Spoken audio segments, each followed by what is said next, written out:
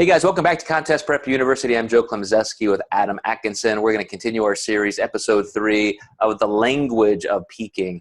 And we talked about fullness versus flatness, which is just muscle size and volume. We talked about tightness versus spilling over. Today I want to extend that, Adam, talking about vascularity, which is kind of a symptom maybe of being tight and full and hydrated versus actually holding water.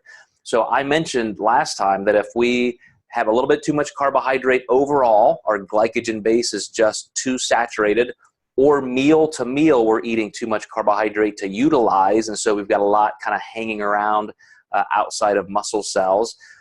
But if you are truly holding water, when you look at a client that you think, Adam, is in the right condition, what would have to appear in their photos for you to say, wow, you are really holding water? Yeah, usually a pretty big deviation from tightness. So they're going to, and it's tough because you have to determine, is this client spilled over? Are they potentially just not full enough where the muscle tissues are not getting brought to the surface so that tightness is there? So I had this with a client in USA's actually. She was on the money all week, and on show day, she just was not tight. The only thing that had really changed, actually, it was the day before the show. The only thing that had really changed was lack of activity and travel. So I had her exercise for about 20 minutes, and that really helped dissipate some water. She was able to, utilize some of the glucose that was in her system, and she looked, it was unbelievable, the difference between the two photos. So you bring up a great point, and I love that differentiation, because I think in terms of spilling over, we should more properly relate that to food, to a specific meal. So it's a pretty acute description, but holding water is maybe a little bit more systemic, maybe a little more idiopathic. You don't know exactly why. Like you said, you were able to run down the top potential variables, sitting around, not active, so just not a lot of glycogen turnover. But holding water is definitely more than just, a little bit spilled over. Like I used my client as an example who had been, gaining a pound or so a day over about 3 days, and get to the point where he just looked, more than spilled over, but holding water. I mean, just we had to do something to make sure we bring that back down. So a little bit of activity, like you said, and a little drop in carbs. But what holding water is not, Adam?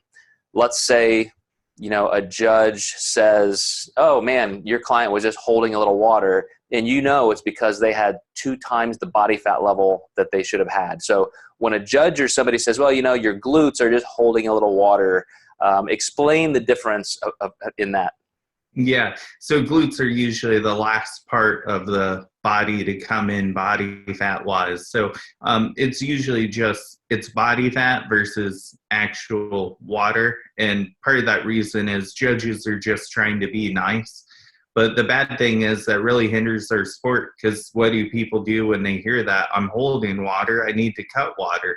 So that actually is going to make the problem even worse. And yeah, it's really lowering body fat versus actually holding water. So we do hear that a lot. I'm glad you brought that up. And to your point that instead of cutting water, we do want to contrast this with vascularity, because if you are truly vascular normally, and we all have those clients who send us pictures of their legs and their forearms and their biceps, and they have these massive, massive veins.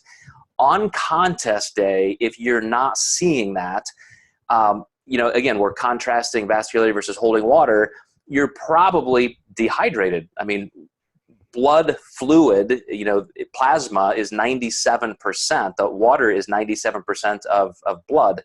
And if you just don't have any blood volume because you're dehydrated, even by a couple percent, you're not only not going to be able to be vascular, but that really is just a symptom, because we want you to be able to be full. We want the muscle tissue to really be full. We want those fascial constraints between the muscle, the deep separations to be more prominent, even the feather striations that you see under the skin. Those are all only possible if you are fully hydrated in the muscle tissue. And as a symptom of that, is where you're going to see vascularity. Do you agree with that, Adam? Absolutely. The only time that that might not be true is if you're freezing cold backstage. But yeah, usually that once you start pumping up, the temperature gets risen. Oftentimes I'll have clients test pump backstage just a little bit before their actual pump up, just to make sure that that vascularity is there with their temperature being higher. Yeah, definitely a good point on the temperature. That is important. Absolutely. All right, guys. So thanks for watching, listening. We're gonna hit this another time or two in Contest Prep University, helping you understand all of these little nuances in terms of what you should be looking for in peak week and on contest day. So thanks, and we'll catch you next time.